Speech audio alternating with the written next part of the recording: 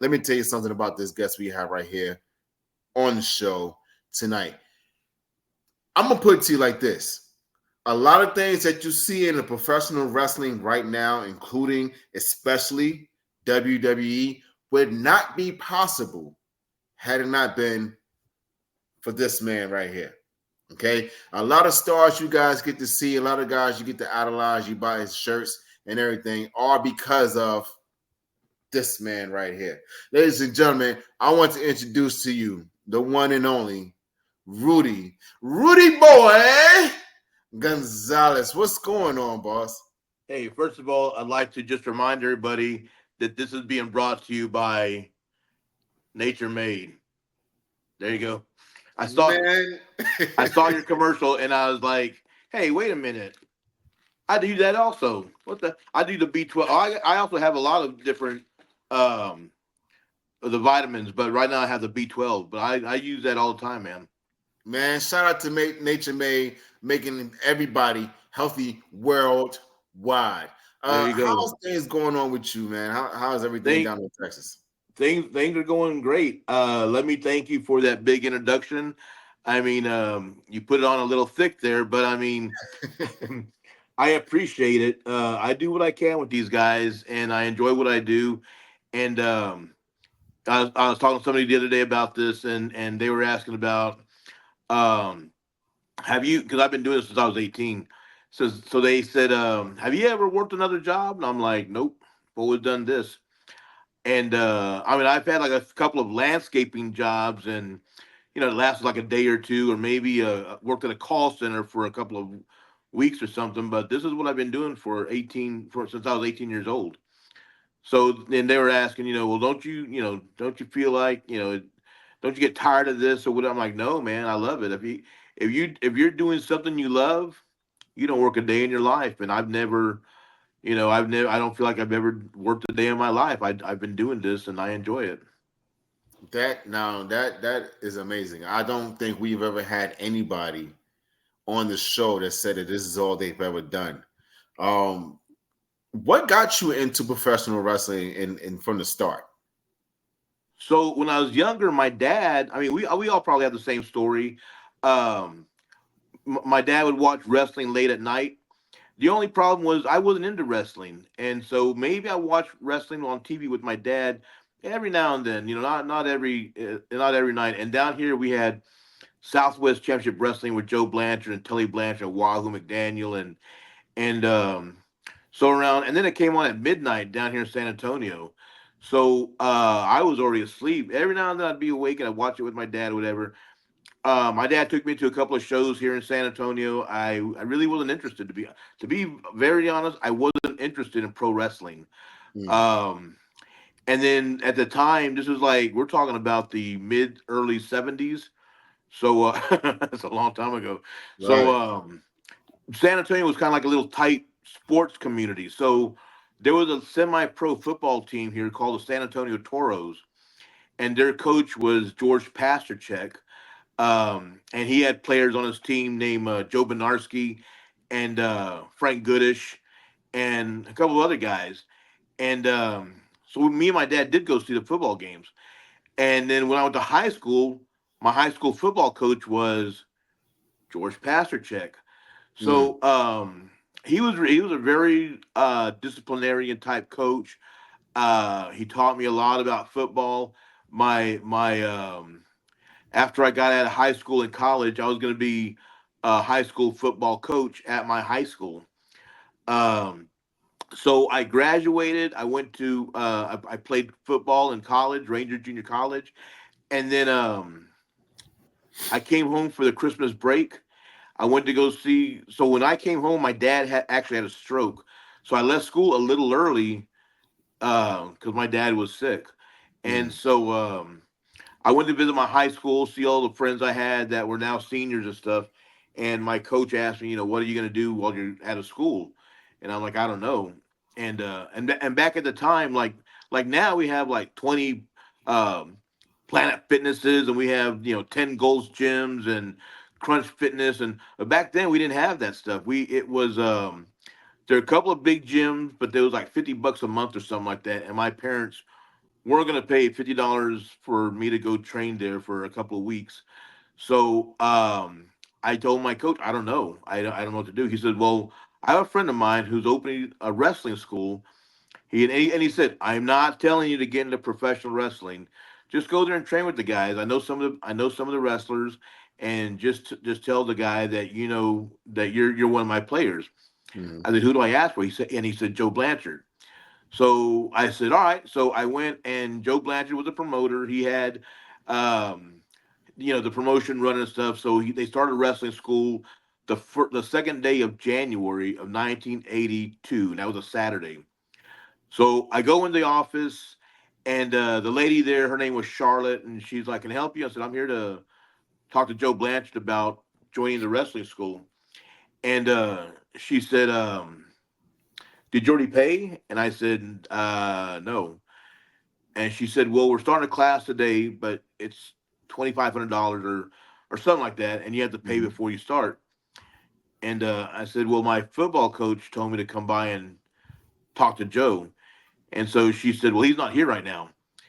And I'm like, all right. She goes, come back Monday or something, and maybe he'll be here. But then I hear in the back of the office area, I hear, who's your football coach? And so I said, George Pasterchek, and the voice goes, how's old George doing? And I'm like, he's fine. He goes, come on back here. So the office was like it was a maze of three or four different offices. So I had to like go through two other offices to get to Joe's, and Joe's office was in the very back of the building. And he was sitting there drinking, I don't know, orange juice, coffee, I don't know. And he had his feet up on the desk, and he said, "How can I help you?" And I said, "I played football for Coach Pasterchek. I played college football and at Ranger Junior College, and my dad had a stroke, so I came home." And he said, "Well," he said, "next door we're doing our wrestling school. You're more than welcome to join if you want." And I had shorts and t-shirt. I said, "Can I start today?" He said, Mm-hmm. "Sure."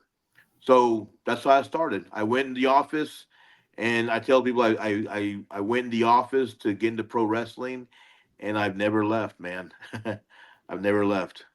That's an amazing story. Um, what was it like for you with the transition from going from a football player to a professional wrestler? Like, how was the transition in terms of the training? Because I know the It, training now is like totally different from what you may have been going through, like in the power plant days and of that nature. So, what was it like for you? so back then, so the football, we'll start with the football practice. So Ranger, Texas in August was like in 1982, it was the days were like 101, 102, 103 degrees, and nothing out there. And so the first day of practice, the coach said, he said something like, "Hey guys, I got some good news," and we're all in the locker room like, what's going on? What's up, coach? What's up? He said, "There's 103 of you guys, and that's a good, I got a good team here." And he was like talking to and stuff, and we're in the locker room, yeah, yeah, yeah, who, that type of stuff. And then he said something like, "I only got 75 uniforms." He said, "So we're gonna run till I have enough uniforms for everybody." And so we really weren't too sure what that meant, but what it meant was we went out in the field and we ran laps, we ran sprints, we did bear crawls, we ran upstairs, I mean, anything you could think of, we did whatever we could in the middle of the sun 2 days until guys dropped down and we were down to 75 players. Um, I mean, it was tough. And then so we played the season, and then the wrestling part was a guy named Larry Lane, and the way it was put together was Joe had the ring in the building, and then he had actual wrestling mats on the floor. Mm-hmm. And so again, this is 1982, so we weren't allowed to even touch the ring. We weren't allowed in the ring. We weren't allowed to grab the ropes, shake them, do all that stuff. Everything that we did was on the mats, and it was just strictly wrestling, just takedowns, throws, just wrestling. And that the way it was supposed to be was that was for 3 months, and whoever survived would move on to the intermediate group, which was you'd get in the ring and learn bumps and learn rolls and run the ropes, and you would do that for 3 months. Except the guy Larry Lane, he was only there for 4 months. So some of the guys were able to get in the ring. I was able to get in the ring, but I wasn't supposed to be there for that long. I was only supposed to go and train for 2 weeks because football school was going to start the middle of January. So the Wednesday before I was going to go back to school, a guy named Juan Reynosa came into in the building, and he asked everybody, "Who's Rudy Gonzalez?" And so everybody pointed at me. Juan was a he wasn't like a bodybuilder type guy, but he was just one of those guys you just didn't mess with. Mm. And so when he came in, he was a referee and he would also wrestle. And he was a pretty tough dude. And so when he came in looking for me, I was like, "Oh shit, what did I do?" So everybody points to me, and he goes, "I need to talk to you." So we go outside, and he goes, "What are you doing Thursday night?" This was like Wednesday. He goes, "What are you doing tomorrow?" I said, "Nothing." And he said, "You want to make some money?" I said, "Sure." He goes, "All right, meet me here at the building at 9 o'clock in the morning. We're going to go to Corpus Christi, and you're going to help with the ring." And so Corpus Christi, Texas, was every Thursday. And so, all right. So I met up with him. We went to Corpus. On the way over there, he bought a case of beer. And when he put it in the truck, I was like, "I don't drink." And I told Mhm. him, "I don't drink." And he said, "This ain't for you." I was like, "Oh, all right." So I mean, he drank the whole case. Corpus Christi's about 120 miles from San Antonio, so he drank the whole case driving over there. And so by the time we get to the building, we were in the the Memorial Coliseum in Austin, Texas, and you could drive into the building to set the ring up, and he Mhm. did. And he backed the ring up to where he backed the trailer up to where it's supposed to be. And so he gets out and he sits in one of the chairs. He says, "All right, undo those chains. Put that pole here. Put that pole there. Take that rail off. Take that board off. Tighten this up. Tighten it." And so basically, the first day that I worked for the company that I did that, I basically put the ring up by myself. Oh And wow. yeah, and then so we did that, and then the beach was, I mean, the beach is right across the street.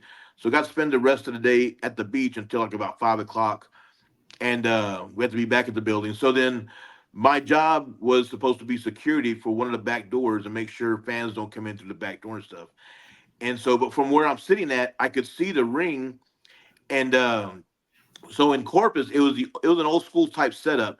The lights were all on, but once the matches started, the lights went out, and there was one light above the ring, and that's all you could Mhm. see was the ring.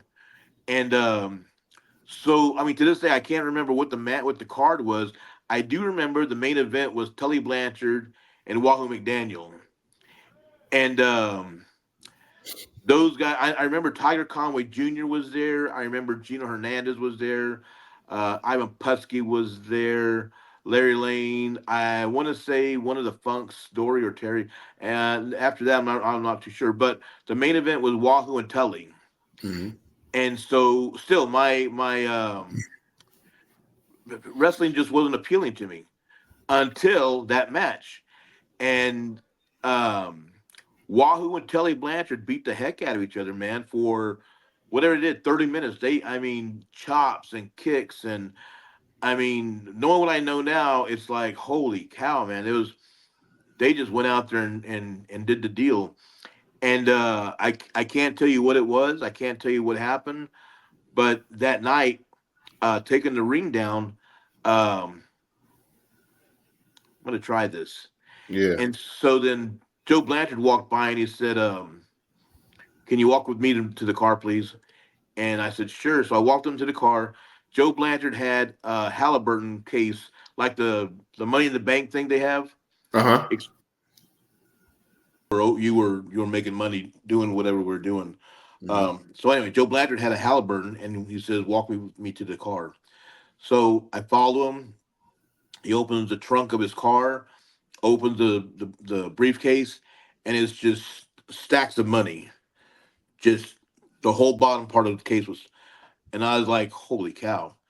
And he gave me some money. He goes, this is for the ring.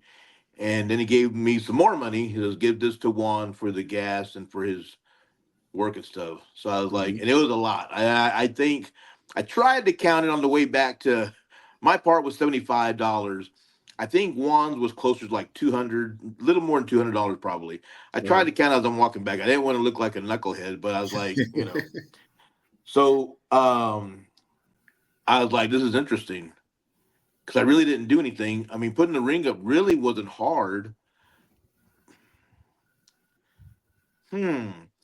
So when we got back to San Antonio, Juan asked me, "Do you want to help with the ring tomorrow? We're in, I don't remember what town it was." And I said, "Yeah." 18 years old, man, 1982, $75 is a lot of money. When you have nothing, it's a lot of Yeah, money. yeah. So, and then making another, hopefully I was going to make another $75. That would have been $150. So I worked Friday and then I did Saturday in Austin, Texas, 75, 75, 75. So that was like about $200 $250 or so that I had in my pocket. And I'm like, I think I can do this. Um, but I wasn't even thinking about the wrestling part though. I just wanted to learn what Joe Blanchard was doing and how he got to do these because we weren't doing like today. You do a wrestling show and you're at the civics, the bingo hall or something, or someone's high school gym or something. Joe Mhm. Blanchard was running like the Coliseum and large civic centers, and I mean, the Coliseum in Corpus was the same place where they had the pro hockey team. Mhm. So I mean, these were big venues, and he was filling them up. The San Antonio Arena, the Hemisphere Arena, was where the Spurs played, and he was putting people in these buildings. And I'm like, holy cow! Um, so I didn't go back to college. Joe Blanchard learned I didn't go back. He knew what I was there for, and when he saw that I didn't go back to school, he chewed me out, and he gave me a set of keys and said, "Go mop the buildings." So I had the building that we did our TV show at was we did our TV show on Mondays, and if nobody mopped up, it smelled of beer, popcorn, hot dogs, nachos, Frito pies, and so it just smelled. So that's what I did. I didn't get paid for it. If they needed guys to pass out flyers, like today we talk about passing out flyers for shows, Mhm. I was the only one. So I would pass out flyers. I did whatever I could to to um, to get noticed and to let because when I got out of high when I dropped out of school, my parents were pissed. I was on a 2-year scholarship, and Joe's Joe's son Tully went to West Texas State and finished school. Bruiser Brody was there. He went to West Tech. I mean, there are a lot of the wrestlers went to college before they got into wrestling. And Mm. then here comes this schmuck, me, and I drop out of school, and so I was in hot water for a while with Joe.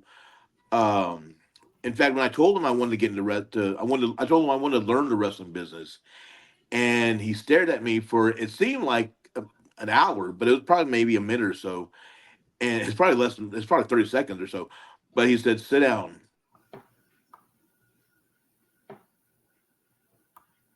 Oh, I think we may have lost him again.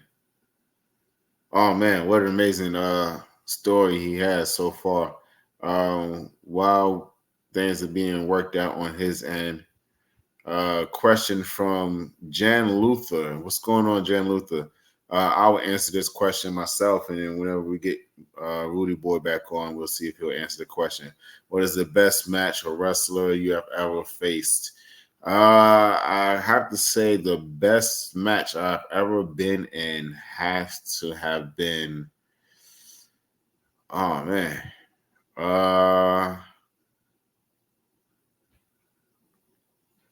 Germany. When I went to Germany, wrestling against those guys, having an opportunity to wrestle outside of the country for the very first time, thoroughly enjoyed myself. Had so much fun. I mean, so many people that I've been in the ring with, and I've enjoyed every single match. But the whole factor of going to another country and wrestling and actually going out there and doing my thing had to been the very best time I've ever had in professional wrestling. So I would have to say that. Man, yeah, keep dropping the comments and the questions, and we'll figure out what's going on with Rudy on his side of things. It may be an internet connection or something, but we would get it all figured out because that's what we do right here on the Best Damn Wrestling Podcast. And while we're waiting, we'll go ahead and shout out some of our sponsors out there. Of course, you guys already know Nature Made is out there. So shout out to Nature Made for doing everything they do for the Best Damn Wrestling Podcast. Let's see. Let's get some more of our sponsors up here.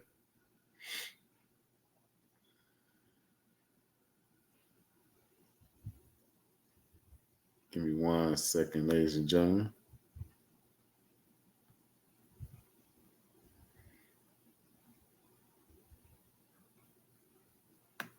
While we wait for Boss Man to come back on.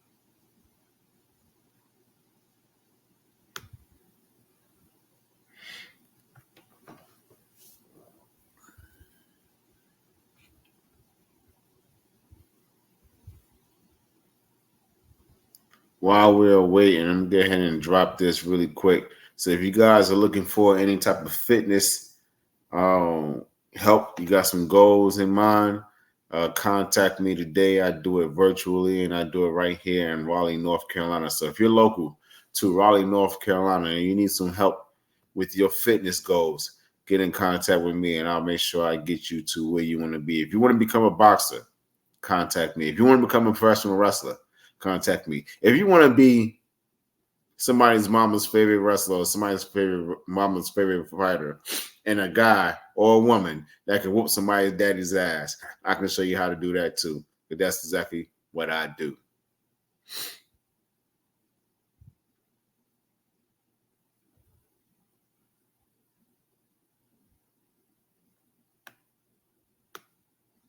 All right, let's see if we get Rudy back up here in a second.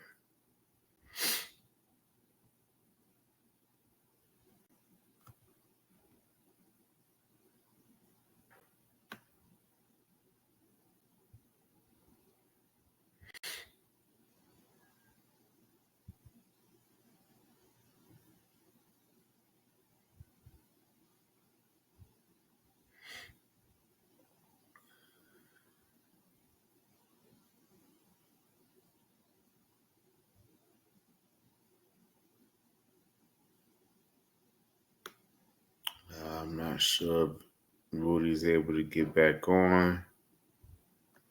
Let's see, Blue Hearts for Autism. What is a good workout to burn fat fast? Very good question. The best workout right now to burn fat fast is always cardio. Cardio is always going to help you a hell of a lot. And the best kind of cardio is a boxing workout.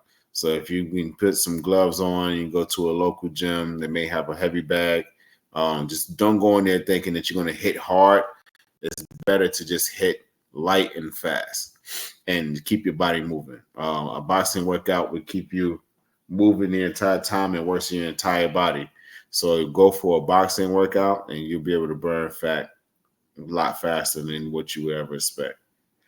Let's see, when is the next fight you were in? I got a match this Saturday in Raleigh, North Carolina.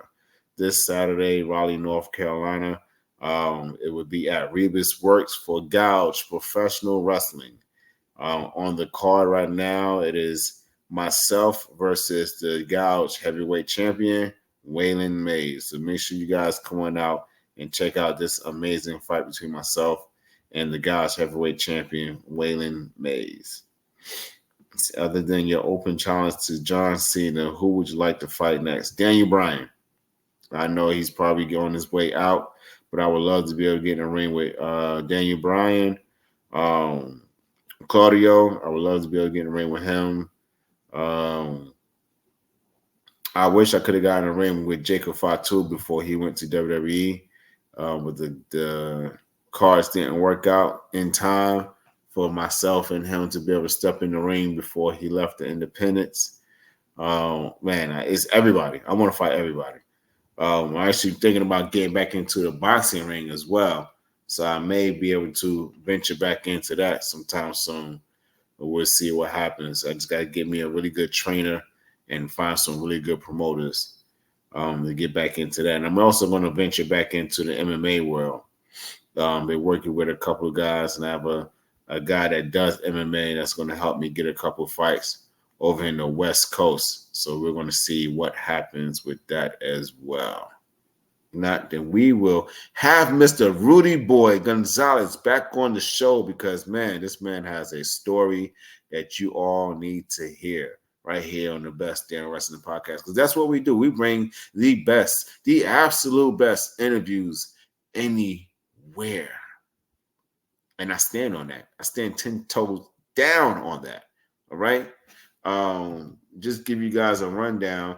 If you didn't see the show yesterday, you would be able to watch the replay. We had on Maurice Lochner.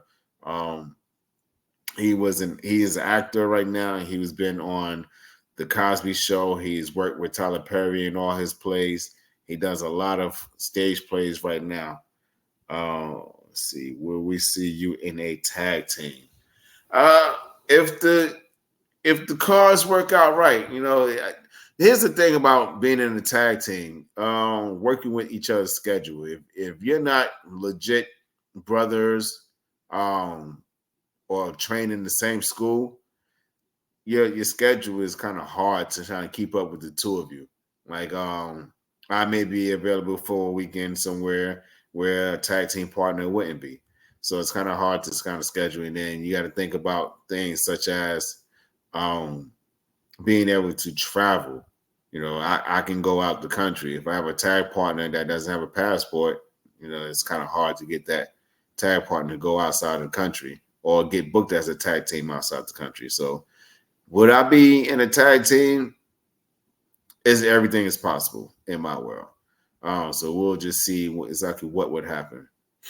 If you guys are wondering why my eyes keep coming up, I am watching NXT right now, and it's an amazing match going on between Javon Evans and Wes Lee. And they just showed a clip of Bubba Ray putting on wrist tape. Bubba Ray Dudley and Trick Williams are going to be in a tag match right here tonight on the CW. So if you guys get an opportunity to go watch the replay, you need to watch the Best Damn Rap Podcast right now. Be watching wrestling. Watch the Best Damn Wrestling Podcast right now. And then go back and watch the replay of NXT. And then come back to the Best Damn Wrestling Podcast tomorrow or next week and tell us what you thought about the show. But yeah, we had Maurice Lochner on the show yesterday. Coming up, we have Drake Works coming on this Sunday. He was a former WWE. Let's see. Can we do this later? Yeah, let's see, on my laptop. He's having issues with his phone, so we will reschedule Mr. Rudy Boy Gonzalez for another evening, ladies and gentlemen. So that is our situation at the moment. So I want to thank everybody for watching thus far. Just stay tuned to the Best Damn Wrestling Podcast. Make sure you go to our pages and find out when we will be able to have Rudy Boy and other interviews coming up in the very near future. So in the meantime, in between time, you do your thing and I'll do mine. I want to bid you all adieu.